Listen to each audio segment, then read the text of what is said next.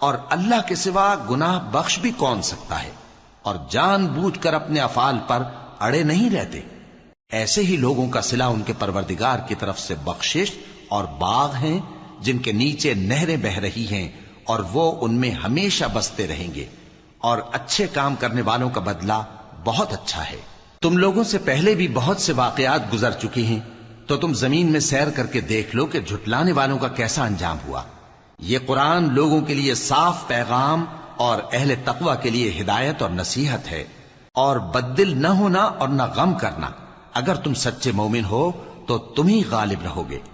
اگر تمہیں زخم شکست لگا ہے تو ان لوگوں کو بھی ایسا زخم لگ چکا ہے، اور یہ ایام زمانہ ہیں کہ ہم ان کو لوگوں میں بدلتے رہتے ہیں، اور اس سے یہ بھی مقصود تھا کہ اللہ ایمان والوں کو جدا کر دے اور تم میں سے بعض کو شہید بنائے، اور اللہ بے انصافوں کو پسند نہیں